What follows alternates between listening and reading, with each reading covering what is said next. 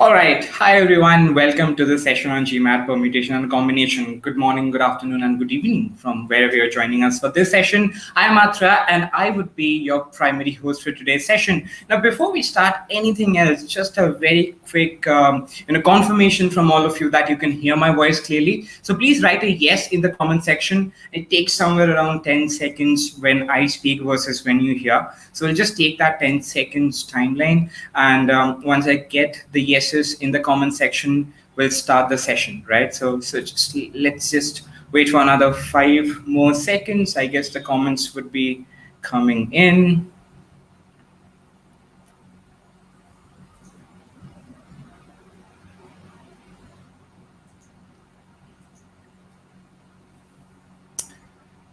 So there's actually slight lag between when I speak and when you guys hear, right? So we'll just take that into consideration. Wait for another 5 more seconds. Just prompt a yes in the chat pod if you can hear me. All right, I have got my confirmation. So yes. Welcome everyone. Good morning, good afternoon, and good evening from wherever you're joining us for this session. And from eGMAT, we have brought the session of permutation and combination today for all of you. Now, in this session, and let me very quickly go over my presentation, we would try to learn, how to solve 90% of the permutation combination questions that you might be facing on the GMAT with 100% accuracy, also under 2 minutes, with the help of using the various process skills that we have, specifically visualization. I'm Atre Roy. I would be your primary host for today's session. With me, I have Harsha. We both are GMAT strategy experts. And we'll be figuring out and we'll be trying to help you, with all concerns or doubts that you might be having around GMAT permutation and combination. So before that, the session is tried and tested out, and this it's in bits and pieces from what we have in our Con 2.0 course, and that's it's something that we have developed. Taking some really good time. And this Quando 2 course, I'll try to give you a brief idea about what we have over here. The session would outline that as well. Essentially, it was and I'm hoping the same for today's session as well. It had a lot of success stories, and that is the reason we got a lot of success. So we have the most number of Q49 plus scorers on the GMAT club in this period of time from January to May, and also the most number of reviews on GMAT club in the month of June, and that's counting high even further. So let's come to the purpose of the session. In this session, very similar to what we teach in our Quant 2.0 course, we'll first help you understand that the key to acing GMAT Quant is one, that you have to have a solid understanding of the basics. And second, that when you have structured approach to solve your questions, the accuracy becomes very high. Don't take a lot of time. You don't make those silly errors that you essentially might make if you go through or if you undertake a shortcut or something of that sort, right? So as far as the flow of the session is considered, we'll start off with warm-up questions. I brought 6 warm-up questions. The level of these warm-up questions vary from 500 level to the 650 level, I would say. We'll revise the concepts through these warm-up questions, and then we'll go to sprint 1. In sprint 1, I have 3 very good questions which are in the range of 650 to 700, I would say, and then to sprint 2. In sprint 2, I have 2 questions, and both of them are of the level 700 plus. I'll give you feedback and takeaways after each sprint, and also when we are solving the questions. We'll discuss the faltering points and why are students not being able to go to that high score as far as PnC is considered. So we'll talk about that as well. With that, let's start the warm-up section. In this warm-up section, we have basic questions of permutation and combination, and we have solutions. We'll discuss that, and we'll also try to figure out why did you get these questions wrong. So as I told you, I have 6 questions. What I'll do is I'll give out polls, right? And if you're a subscriber, you can only then put in your answer in the chat pod over here. So what I'll do is I'll give out the poll. Do not mark any answer in the chat pod that you can see over here. Please mark your answers in the poll, because again, the questions would also be visible in the poll itself. So Arsha, who's with me, will share the poll with you. And so let's get started with question number 1 and 2 in the warm-up section. The poll is up, as you can see over here. All the best, all of you.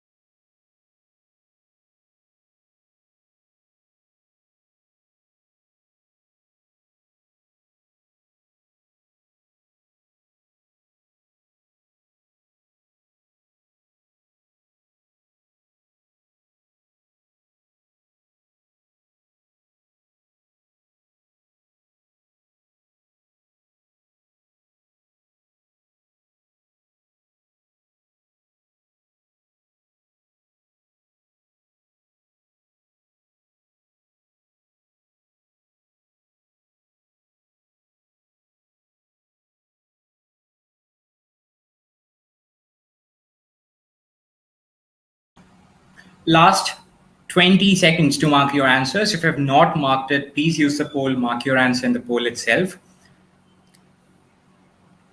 We'll begin discussing the solutions in another 15 seconds.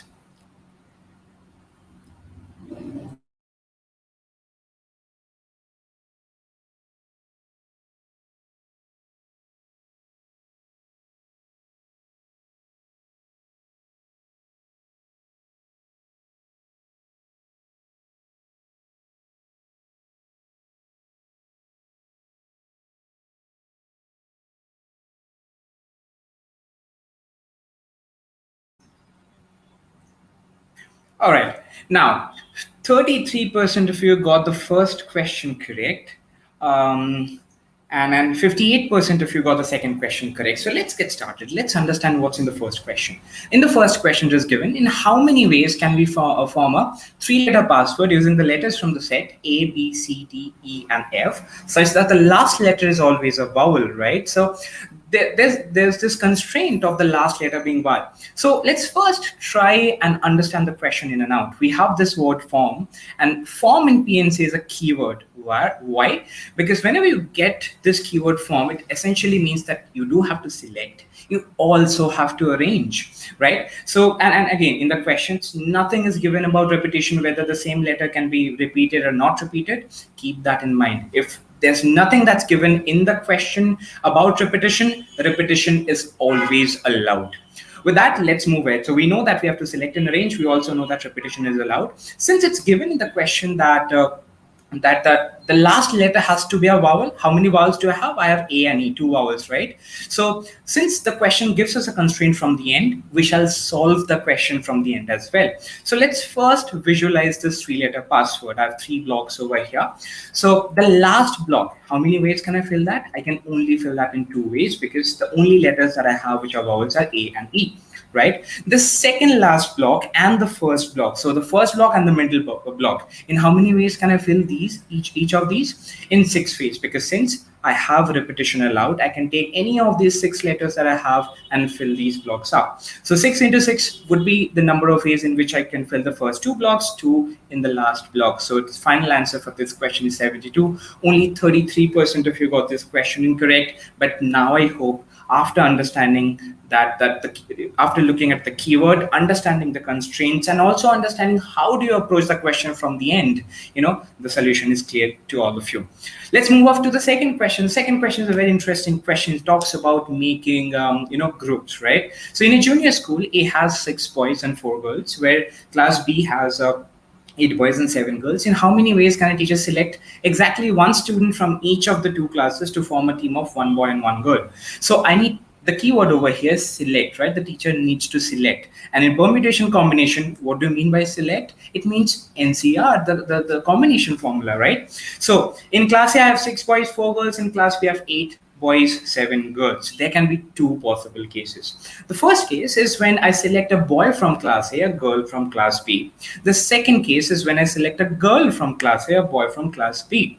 Now, in how many ways can I select a boy from class A? Since I have 6 boys, the number of ways to select a boy is 6C1, and similarly in girls, I have 7 girls. The number of ways to select 1 girl out of those 7 girls is 7C1. So 6C1 times 7C1. Very similarly, case 2 is when I select one of the 4 girls in class A, which is 4C1, and 8 of the 4 one of the 8 boys in class B, which is 8C1.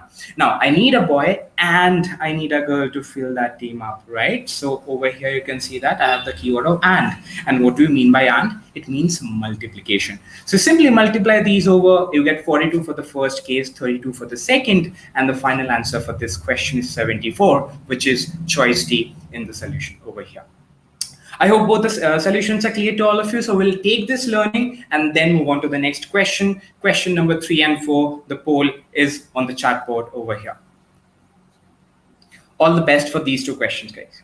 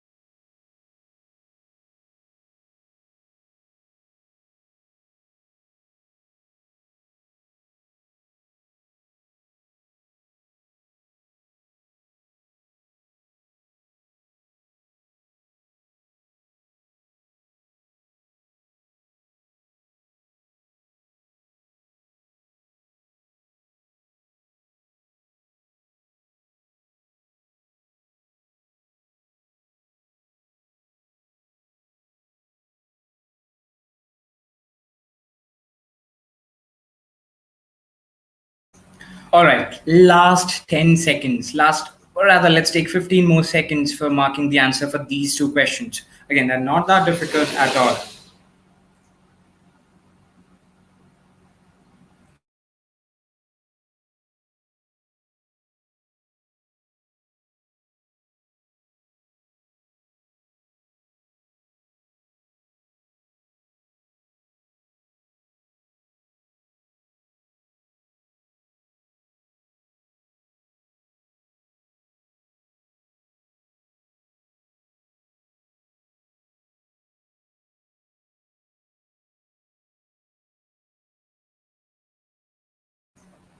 Okay, last 10 seconds, guys. If you have not put your answer, please put it. Last 10 seconds for this question.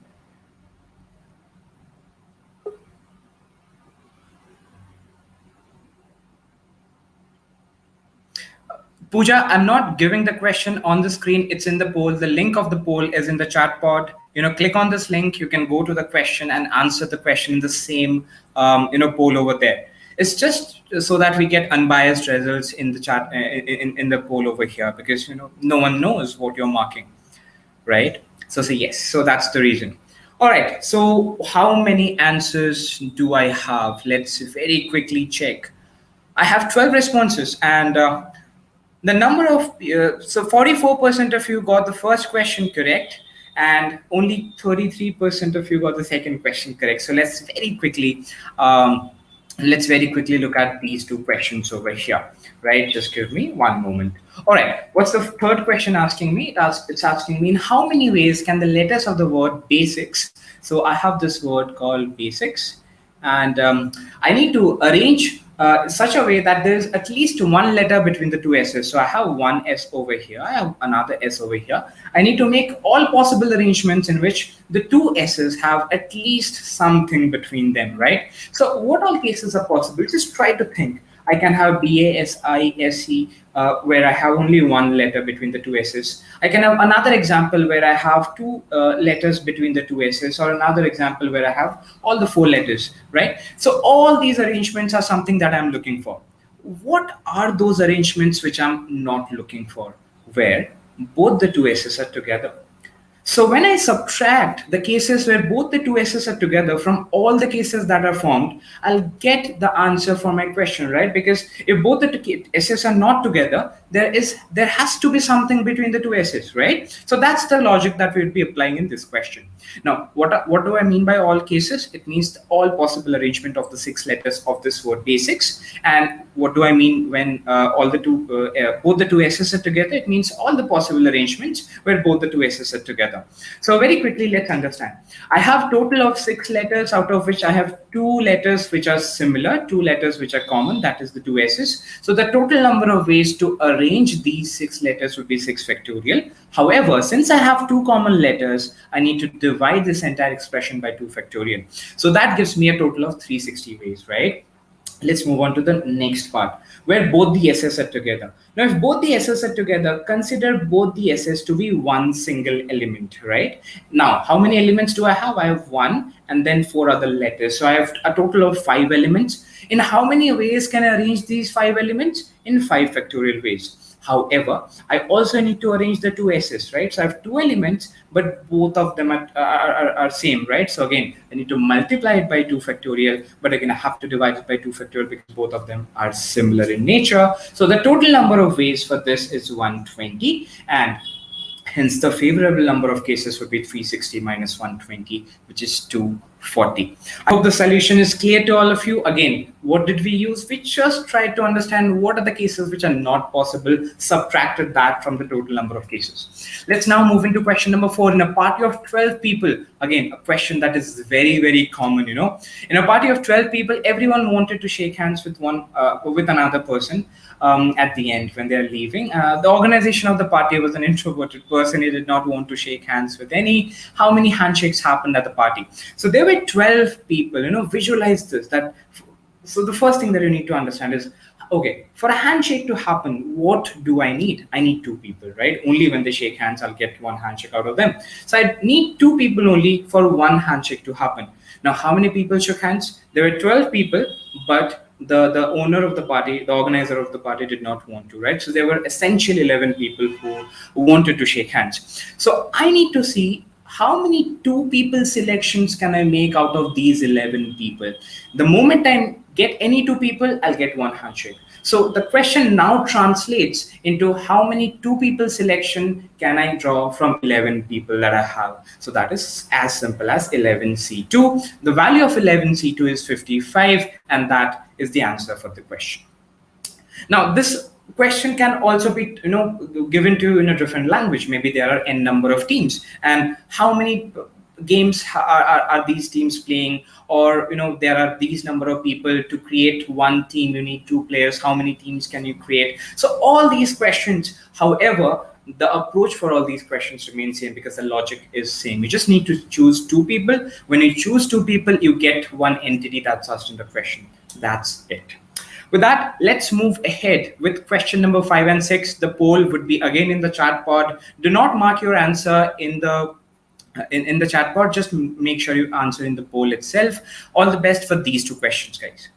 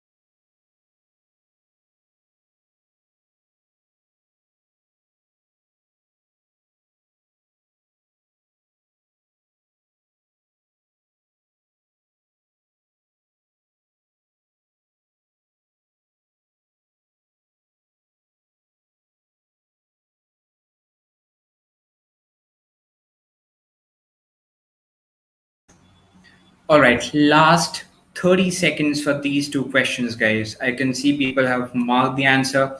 I've got 11 responses till now, and I'm very, very happy that the fifth question is gotten correct by a lot of people, but I need the accuracy up for the sixth question as well, because the sixth question is a very nice question. It's a very interesting question.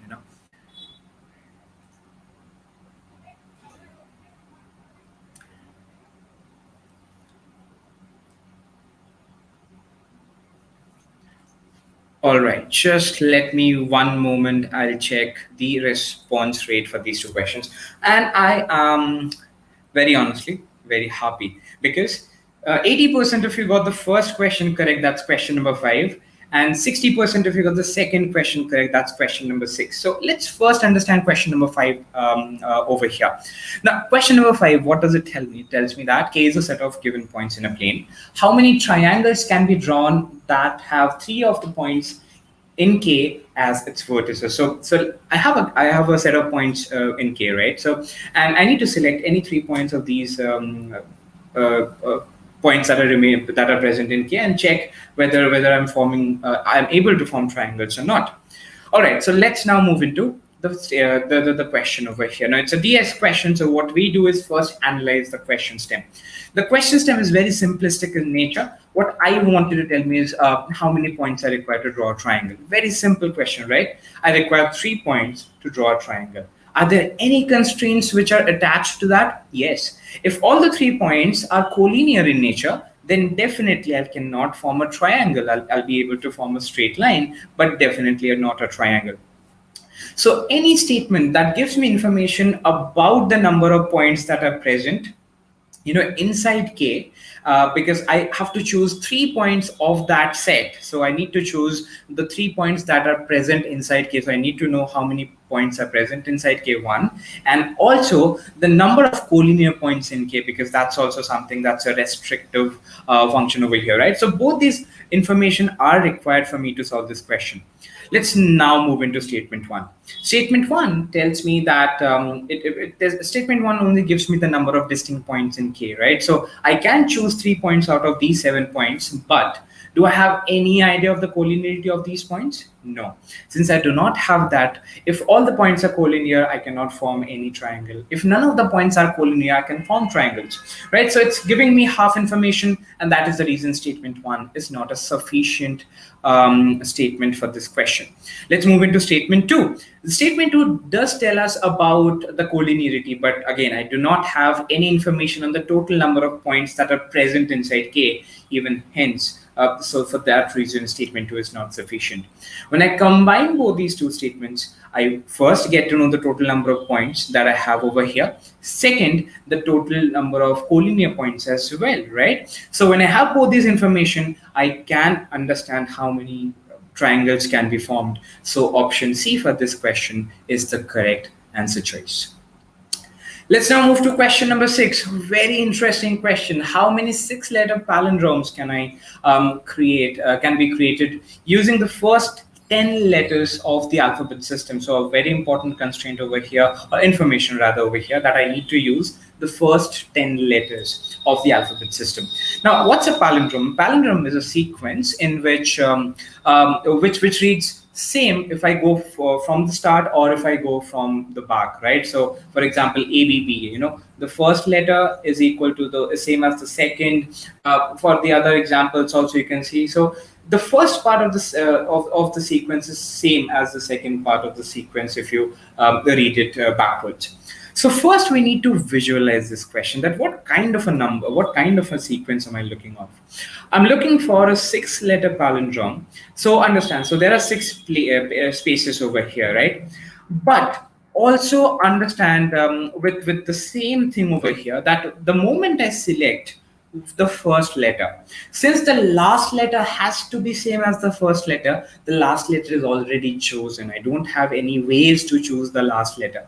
I can choose the first letter, but the last letter is already chosen. It will be equal to the first letter. When I choose the second letter, the second last letter is chosen. When I choose the third letter, the third last letter is chosen. So essentially, I need to choose letter 1, letter 2 and letter 3, for which the last 3 letters would automatically be chosen. Now, a very, very important, very, very good question from Saharanshu, who tells me that if all the letters are same, would that count as a palindrome? Yes, it would count as a palindrome, because when you read it from the forward or the backward, it reads the same, right? Okay, so in how many ways can I fill the first position? I can fill it out in 10 ways, because I have 10 letters of the alphabet system. We are not told anything about the repetition. In the question, if we do not have anything about repetition, we can make sure we know that repetition is allowed. So for the first position, I can fill it with any of those 10 letters. For the second position, I can fill it with any of those 10 letters. And even for the third position, any of those 10 letters would suffice. So the total number of ways to select or choose the first 3 letters would be 10 times 10 times 10, which is 1,000 ways. And remember, the last 3 letters are automatically selected, right? So 1,000 ways is the answer for the question. That makes choice D the correct answer for this question. With that, I hope you are now clear with all the warm-up questions. I mean, in these warm-up questions, what did we learn? We learned about keywords, right? Select, form, and, or, all of these. We learned about visualization, that to understand a question and to solve it properly, first just think about the logic. How can you solve the question, before getting into the calculations? Once that is clear to you, things start becoming very, very easy. And if you want to become better in other topics, we have two upcoming sessions as well. The first session is on GMAT sentence correction, and that's on 10th of July, 7 in PST, which is 7:30 p.m. IST. Shraddha and Stacey would be conducting the session. In this session, we'll learn a lot about meaning-based approach and how do you get best in sentence correction using the meaning-based approach and sheer logic. So that is something that we'll be doing in this session. The next session, that is on 11th of July, we would be doing a geometry webinar. In this webinar, I'll help you understand the basics of quadrilaterals and how do you tackle quadrilateral problems, and also to help you understand how to solve difficult quadrilateral problems with 100% accuracy. Again, to register for these two sessions, you can simply click on that link that Harsha gave in the chat pod, and that would help you register for these two sessions over here. With that, let's now begin with sprint one. I have 3 questions. We'll do one question after another. All these 3 questions are very different in nature. I want you people to focus, mark your answers. I'm very, very sure you will do a good job. So with that, let's now move in to the first question. Again, you would be given a poll. Do not mark your answer in the chat pod over here. Please mark your answer in the poll. The poll for question number 1 is in the chat pod over here. All the best, all of you.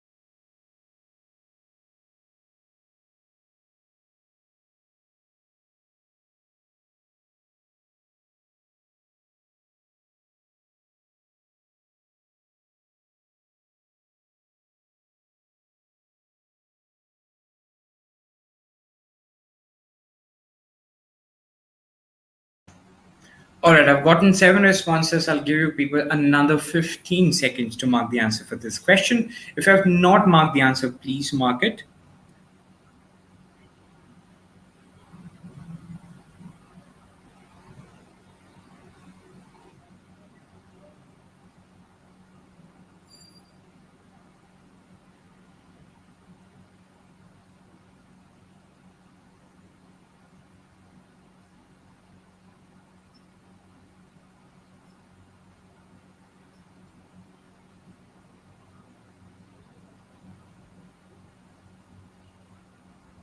All right, let's look at the solution. And before that, let's see what was the response rate.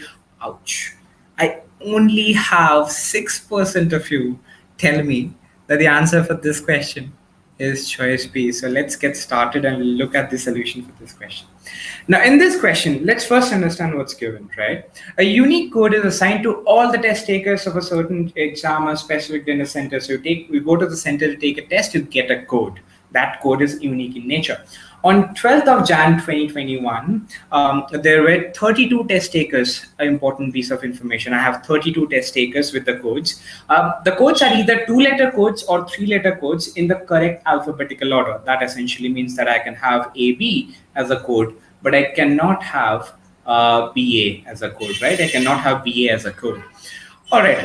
How many letters would the center need at a minimum to give all the test takers a unique code? Very interesting question. The first thing that you need to understand is, and you need to visualize this. I have 32 test takers, right? So I essentially need 32 unique codes. So the test center should have a minimum number of letters through which they can create these 32 unique codes, right? All right. The codes are 2-letter or 3-letter type codes. So let's assume that the minimum number of letters that the test center has is equal to n. Now, if they have n number of letters, according to the question, I can have 2-letter codes or 3-letter codes. In how many ways can I choose 2 letters out of n letters? NC2. In how many ways can I choose 3 letters of n letters? NC3. Now, according to the question, NC2 plus NC3 should be greater than equal to 32. Why? Because I should have the capacity to create these 32 codes over here, right? So the number of ways in which I can create them should either be equal or at least a little bit more than the number of test takers that are there. And with that, I need to find the minimum value of n. Now, with this, we'll have to work it out a little bit over here. Let's first understand that we look at the options. We first understand, all right, I have an option which is 7, and I know that the value of 7C3 is equal to 35. Now, if the value of 7C3 is 35, 7C2 would also give me a number which is around that 25, 30 number itself. So the sum of 7C2 and 7CT is going to 50 or 60 in that range. If 7 is giving me that number, again, if I'm increasing the number of letters, the number of ways in which I can generate codes would always increase. So 7 is already surpassing my number of codes over here. 8 would definitely surpass the number of codes, and I'm definitely not calculating for 9 because, again, it would surpass the number of codes that I require. So, and the first reason, why did I choose 7? I choose a middle number to check whether I need to go lower to that or whether I need to go higher to that. So since 7 is a possibility, 8 and 9 are not the answers because we are finding the minimum value of n. Keep that in mind. So we'll now move on to 5 and 6. Right? So with 5, I get the value of 5C2 and 5C3. The value of 5C2 is 10. The value of 5C3 is also 10. So 5C2 plus 5C3, that means if I have 5 letters, I can at a maximum create 20 codes. Would that work? It won't work. So 5 cannot be the answer. Let's check with 6. If I have 6 letters, what's the value of 6C2? The value of 6C2 is equal to 50. The value of 6C2 is equal to 50, and the value of 6C3 is equal to 20, right? So essentially, if I have 6 letters, I can choose 35 codes. I can create 35 codes by choosing 2 or 3-letter words over here, or 3-letter codes over here, right? Since I have 32 test takers, would 35 codes suffice? Yes, it does. Is 6 also the least number? Yes, it is. Hence, the answer choice for this question is choice B, that is 6. I hope it's clear to all of you. At any point, if you have any question around the questions that I'm solving over here, please let me know about that as well.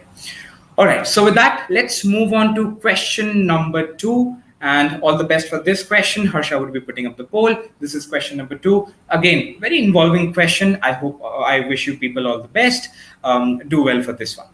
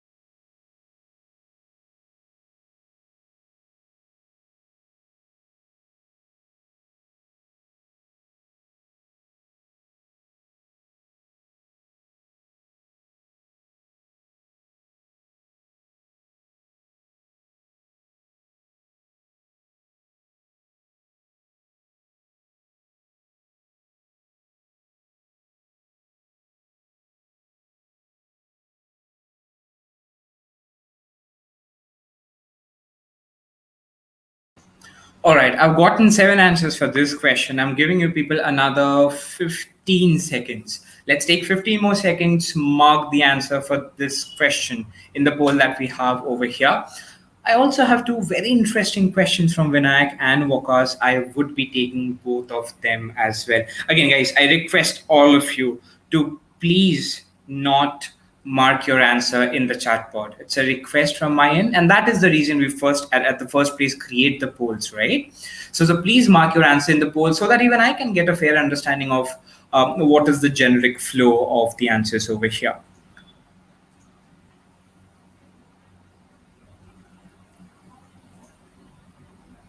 All right, makes perfect sense. So let's move on to question number. Let's move on to this question over here. Now, okay, before that, I have 2 more questions from Vinayak and Wakal from the last question. Very, very quickly. Let's assume that I have 3 letters, A, B, and C, just for example. Now, in how many ways can I choose 2 letters out of these 3 letters? 3C2, which corresponds to 3, right? So I can choose A and B. I can choose B and C. I can choose A and C. Now, all of these choices that I've created, there would be one way, only one way in which the letters are in their correct alphabetical order, right? So any number of choices you make, NC2, NC3, NC4, that would give me the number of choices. For each of those choices, I'll only have one correct way. So that entity itself acts as the answer for my question. I hope that clears both of your doubts, Vinayak and Woka. So let me know in the comment section. With that, let's move into the second question in sprint 2. Sprint 1, sorry. So I have a 3-letter code. Okay, I have a 3-letter code for a laptop key, and I have the letters A, B, C, D, E, F, G, H, which is equal to 8 letters with certain constraints. So the code is with certain constraints. The first letter cannot be A or B. All right. The second letter must be A or B. Okay, makes sense. The second and the third letter cannot be both A at the same time. I need to create. I need to check how many passcodes are possible. So without doing anything, without not calculating, just first visualize this question. I have 3 letters over here. The first cannot be A or B. The second must be A or B. The third, if the second is A, the third cannot be A, right? So these are the 3 constraints that I have over here.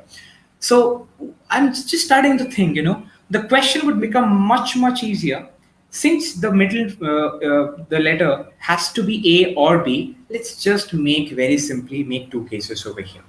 Case 1 is when the middle letter is A, for example, right? Now, if the middle letter is A, the first letter again cannot be A or B. So in how many ways can I fill this up? Everything out of these 8 letters minus A or B, so 6 letters. The second place can only be A because the case is talking about the middle letter being A. So the second case can be filled with only one way, that is A itself. The third letter, now since the second letter is A, the third letter cannot be A, right? So out of these 8 letters that I have to eliminate A. The remaining 7 letters can be used. So how many cases do I have? I have a total of 42 cases. Keep that in mind. I have a total of 42 cases. Let's now move into the second case. What is the second case? The middle letter is B. Now, if the middle letter is B, let's move on with the first thing. The first letter cannot be A or B, so 6 ways. The middle letter is B, which is one way only. Now, the middle letter is B, right? So the last letter can be A. So I can have any of those 8 letters. It can be A or B or anything, right, out of these 8 letters. So all these 8 letters are possible. Again, I need all the 3 letters to form my code. So I'm using the keyword of AND over here, which means multiplication. So 6 times 8, that gives me 48. Okay, case 1 had 42 cases. Case 2 has 48 cases. That means the total number of cases would be 42 plus 48, which is equal to 90. Hence, the answer choice for this question is choice D. I hope that is clear to all of you, right? I have another question. The question being that the code has to be in alphabetical order, then how would we have proceeded for question numbers? Okay, if this question tells me that I need to make it in alphabetical order, the question becomes tough. The question becomes tough. It becomes very, very tough because then the number of cases over here would also increase depending upon, if the first case is A, I cannot have anything over here, right? So first case A is not possible. If the first case is B, then I can only have one letter over here which is equal to A, but I cannot have A or B, right? So again, the question might become easier or difficult based on the constraints given in the question. But yes, very good, pointed out, very good point over there. So question number 2, I presume, is clear to all of you. So let's move into the third question. Again, a very interesting question that I have for all of you. All the best for this one. The poll for that would be in the chat board very soon. Or okay, so let's get the answer for this one. All the best, all of you.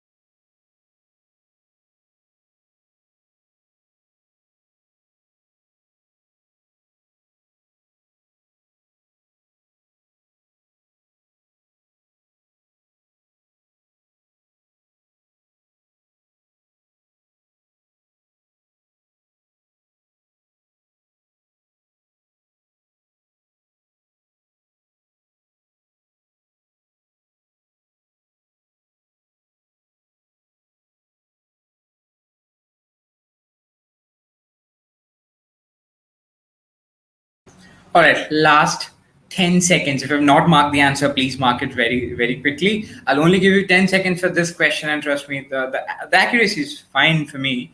It's on the lower side, but again, a very interesting question, right? And I was very happy to see that a lot of you got this question correct. So let's begin in another 5 seconds.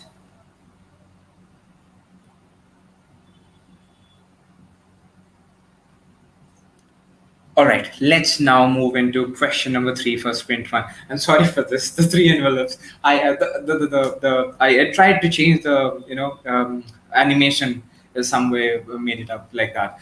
Okay, so let's read the question from the top. So I have 4 letters, and they are to be posted in their respective distinct destinations. Now they have so I have 4 envelopes in which the addresses are mentioned, right? I need to find out in how many ways can the letters be posted incorrectly. So that's what I need to find out, and it's also given that no envelope can hold more than 1 letter. All right, so 4 letters, 4 envelopes that I have over here. I want you to visualize this first. I have 4 letters, 4 envelopes over here. Now, the best thing over here is everything you do it over here is based out of visualization, and that's a process skill that we teach our students to solve questions on word problems, geometry, number properties, even in advanced topics. So I have 4 letters, 4 envelopes. How many ways can I do that? Arrange all these letters. Consider the first letter. The first letter that is marked with red color, has a corresponding address to it, right? And in how many ways can I place this? If I consider all arrangements possible, it can either go to envelope 1 or envelope 2 or 3 or 4. So I have 4 envelopes for the first letter. Let's say I choose the violet one over here, and that envelope is filled right now. Now let's move on to the second letter. For the second letter, how many cases do I have? I only have 3 because one is already filled out, right? Similarly, for the third letter, I have 2, and for the fourth letter, I only have one possible one envelope. So how many total possible cases are there? It's 4 times 3 times 2 times 1, which is 24 ways. So in 24 ways, I can arrange these 4 letters into the 4 envelopes. Now the question comes is what's given over here. I need to find out the incorrect ways. Now, the incorrect ways is very easily the total number of cases that I can form minus the correct number of cases, right? Where all the letters go to their respective envelopes. Now, can you imagine if the total cases are 24? Can you imagine what would be the number of correct cases? Only one, because the red goes into red, the green goes into the green envelope, the blue goes into blue, the violet goes into violet, right? There's only one possible case. Other than that, all the other cases are in correct order, right? So I need to subtract this one from this 24. That gives me the final answer to be equal to 23. It's sheer logic, not a lot of formulas, rather no formulas used over here. It's visualization, the process skill that we make sure that our students understand a lot, because it's really very, very helpful, and just logic that would give you the answer for this question. Again, if you so I hope the solution is clear to all of you. But we will now solve the challenging questions, and also understand the challenging questions require much detailed application of the concepts that we learned in the warm-up section and in sprint 1. So I would wish you all the best, but again, do make sure that you understand that the entire process, the entire learning process needs to be progressive. It needs to teach you things, otherwise when you go to the next kind of questions, the things would start becoming difficult. And for the same thing, we have our Quant 2.0 trial. Harsha would give you the link for the same. And I would essentially want all of you to go through this trial. In this trial, we have a very interesting expert architecture, which is very much adaptive in nature. So you take the diagnostic quizzes that you can see. I've given this snapshot of the PnC module over here, and you understand what's your starting score. Very simple to a mock that you take. Then, based on your starting score, the platform would tell you which all files that you need to go through. So if you score high, you only need to go through some number of files. If you score low, majority of the files. So you only learn what you need to learn. You don't expend a lot of time going through the entire content that's present over there. And lastly, you take the practice tests to check whether you have gotten to that target level of yours or not. Again, the Con 2.0 course that has been launched, I would want all of you to take a look at that. Simply go to your eGMAT trial account, check out the Scholaranium, check out the learning platform, check out the questions. We have a lot detailing into it over here. The best part is we first test you through these number of questions. Then we teach you the concept and test you if you learn the concepts or not. Then we give you the process questions that tests whether you are able to apply those concepts or not. And finally, the GMAT level questions to test whether you're prepared for the GMAT or not. So it's completely a progressive architecture, and I want you to do things in the same way. And again, if you do things in the same way, definitely would lead you to success, because again, we have the most number of Q49 scorers, and we have the most number of reviews, and that's only because we focus on the right learning architecture and also want our students to do so. And our students speak for us, and then basically you can go and check out their reviews over GMAT Club or YouTube over here. Also, if you want to talk to one of our strategy experts, Harsha will share that link. You can book a call with one of our strategy experts who will help you understand how do you prepare and what do you track and how much time and what strategy should you take. If you're a GMAT student, obviously, please make sure you do the onboarding sessions that we conduct every week. With that, let's move into Sprint 2. I hope all of you are very, very excited for Sprint 2. We have 2 very good questions over here. So question number 1 on the screen. Harsha would just give you the poll for that. So question number 1 here on your screen. I wish you all the best for this one. This is a personal favorite of mine for this session.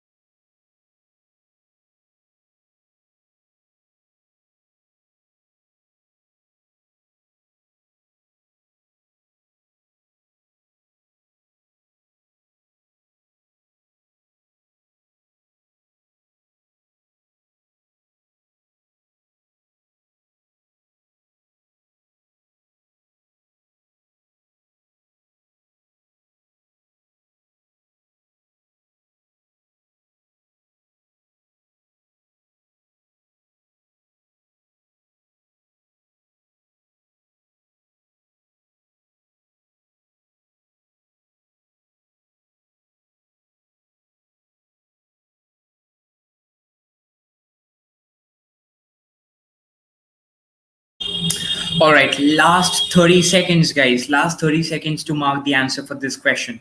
This is a 700 plus level, so you might face certain discomfort. But again, we'll look at the solution and I'll make sure that you do not face any kind of problems when you do this question later on.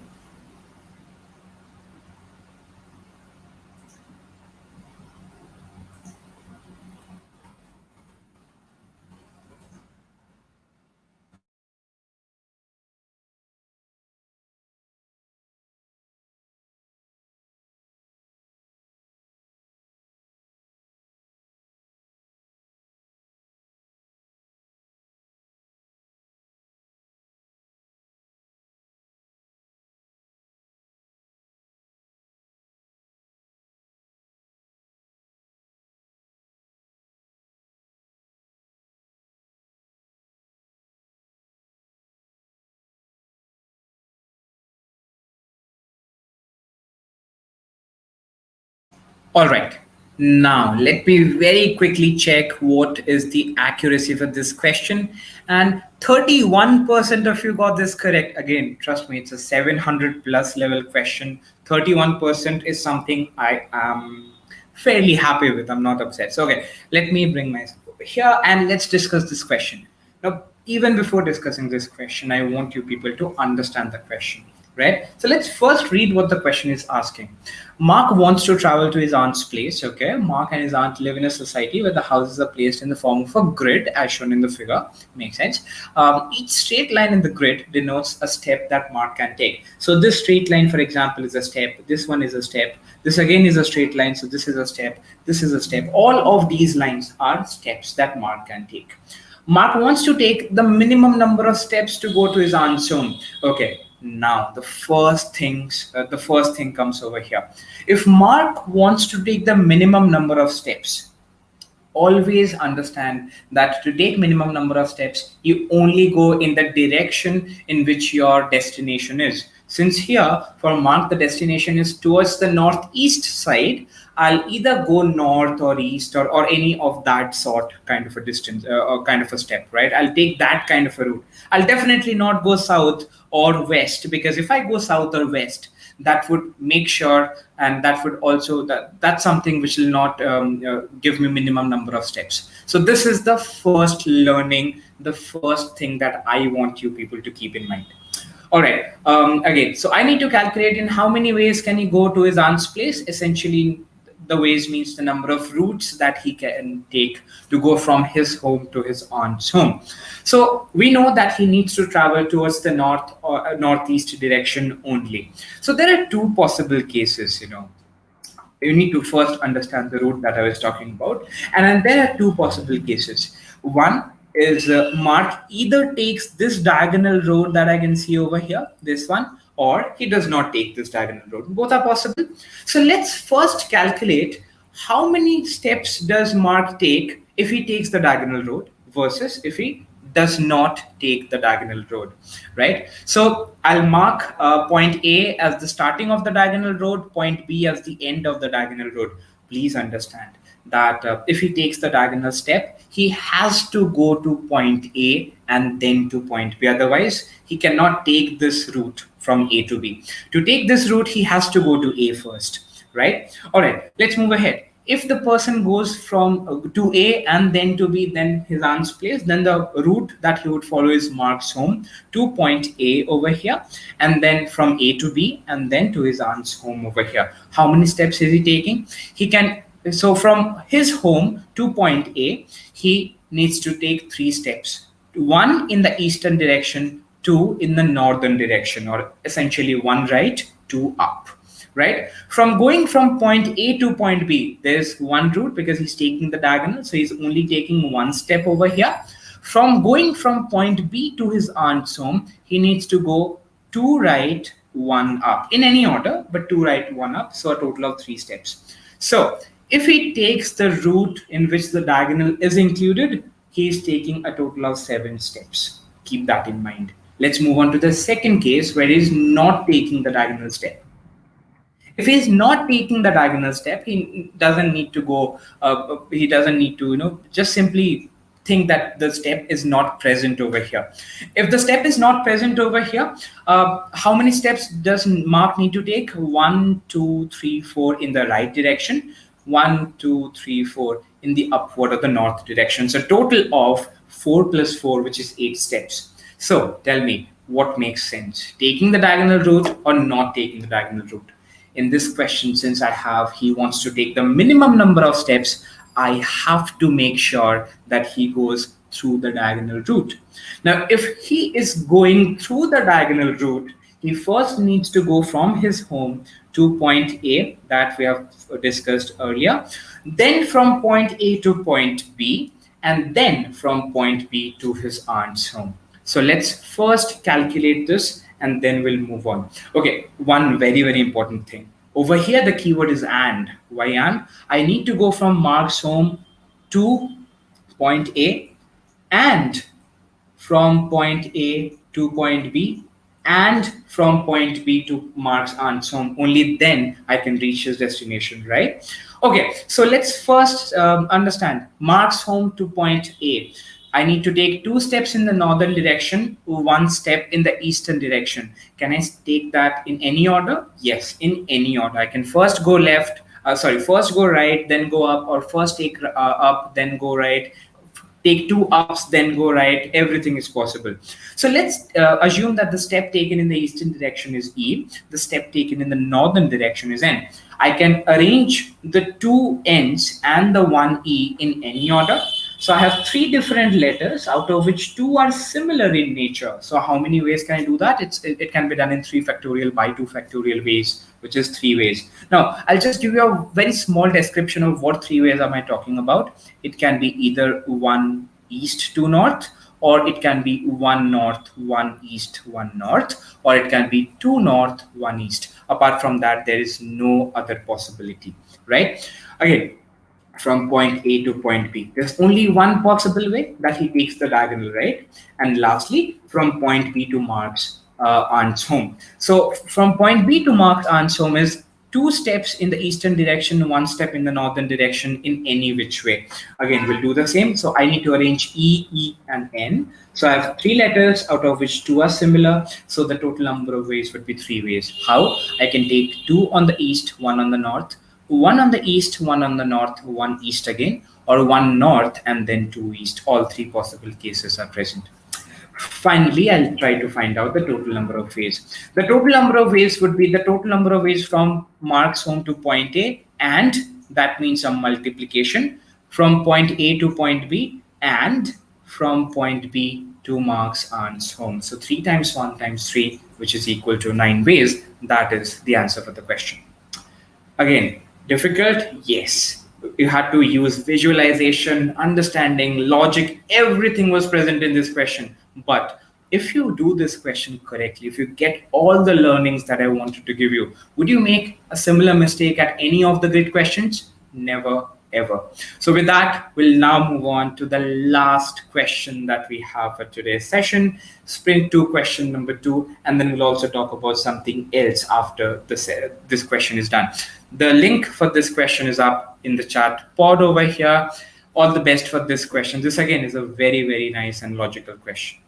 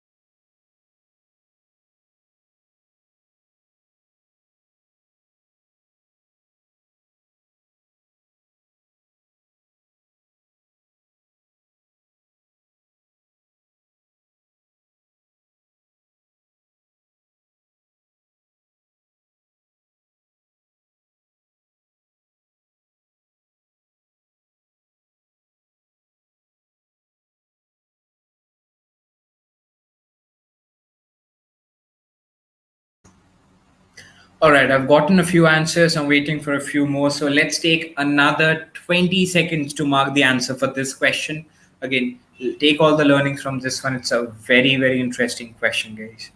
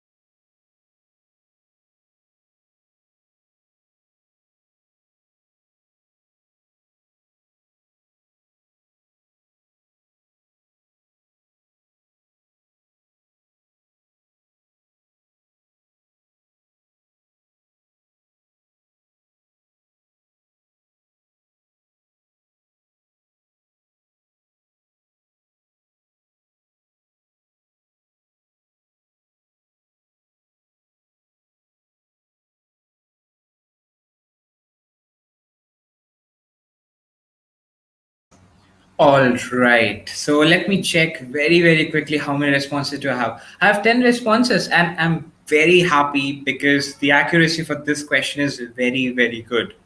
All right. So let's discuss what do we have over here. Before I move on, the accuracy for this question is 56%, which is something that I'm very happy with. All right. So now let's move on and see what's the answer for this question.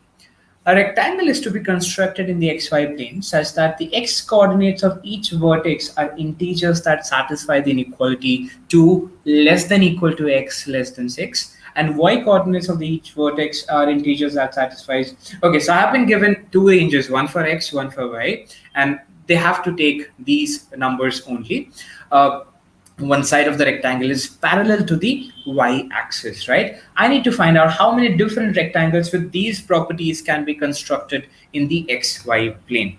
All right, let's get started. So the first thing that you need to look over here is I am creating a rectangle that is parallel to the y-axis.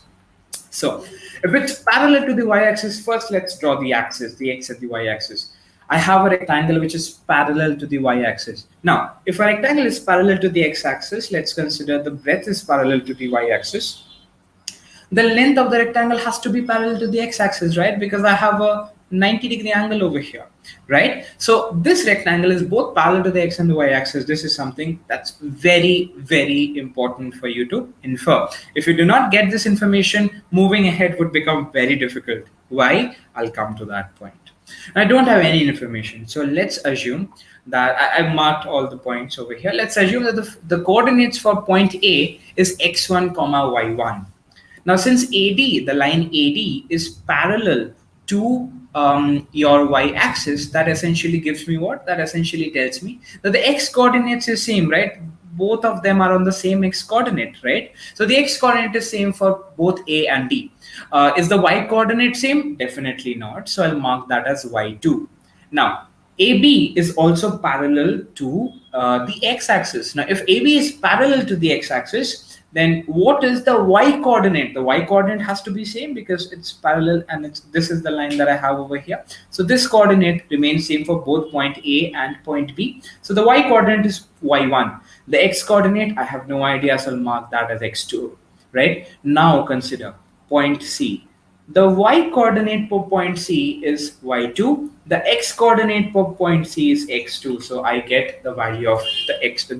I get the value of point C as well, right? So now I have all the four coordinates. Now, if you look very closely, you only have two x coordinates, x1 and y1. Sorry, x1 and x2. You have two y coordinates, y1 and y2. So we need to find out two x coordinates, two y coordinates. From where do we find out? We have been given a range. So x can take any values from 2, 3, 4, 5. Y can take any values from 1 through 8, right? So I need to, so these are the possible values that x and y can take, right? I need to choose two x points from these 4 points. How many ways can I do that? 4c2. I need to choose 2 points from these 8 points in y. How many ways can I do that? 8c2. The value of 4c2 is 6. The value of 8c2 is 28. I need these 2 points and these 2 points to make sure that I get my rectangle, and means multiplication. So simply multiply 6 and 28. That gives me the answer as 168. That is the answer for this question, which is choice B. I hope the solution for this question is clear to all of you. And again, if you like this session, please make sure you press the like button, because it's kind of a motivation that we always have. And if you love the questions, please make sure you do that over there as well. With that, I hope all the questions that we did in the session, all the 11 questions are clear. If you joined late in the session, please make sure you watch the questions that are done before the recording is available already, the same link. One very, very important thing to solve all these questions that we used is process skills. These are very simple skills. The major thing is we don't apply them. Please make sure you apply these process skills while you're solving questions. Harsha has already put out a link. If you want to watch the videos, you can go out there and check out those videos. It will just enhance your problem solving capabilities, is something that we always tell our students. We also want you to follow the same. With that, as I already told you, we have a sentence correction webinar on 10th of July. And in this, we are going to learn about logic and meaning-based approach to solve difficult GMAT questions. And then the geometry webinar on 11th July, in which I'll help you solve the questions on quadrilaterals. To register for both these sessions, you can use the link that is there in the chat pod. If you want to check out our Quant 2.0 trial, that has been the most successful course throughout the last almost 6 months, then please make sure you use this link that we have over here. And if you want to book a personalized call with one of our GMAT strategy experts, you can use up this link. So as concluding remarks, what I would say is make your personalized plan, attend the next sessions that we have, learn from those sessions, solve the free trial questions, check Scholarium data to understand where are you going wrong, and then make your improvement plans. All of this is already included in your free trial. Just check that out, and I hope that will give you a lot of good results, right? With that, you can always track your improvement. With that, I have a feedback form for all of you. I'll love it if you could provide me your feedback for the session, if you enjoyed the question, if you enjoyed the session, if you enjoyed these over here, the concepts and the learnings that we have for today's session. Please make sure you provide this over here. In case you have any questions around the session or anything, you can post that out in the chat pod. I'll be very happy to take that. And yes, thank you for attending the session, and I will be seeing you in the next set of sessions that we have. We also have a probability webinar that I am conducting the next Tuesday, same time, 7:30 p.m. IST, which is 7 a.m. PST. If you want to attend that webinar, so I'll be launching another video on that as well, so you'd get a notification. But yes, make sure you attend that, because you learn the PnC concepts, you learn the probability concepts, your advanced topics would be at a very solid place, and I want you to do that as well. So it's the next Tuesday. I'll be looking forward to seeing all of you in that webinar, right? With that, that would be the end for the session. I'll see you again. Till then, take care of yourself and have a very good day ahead. Bye-bye.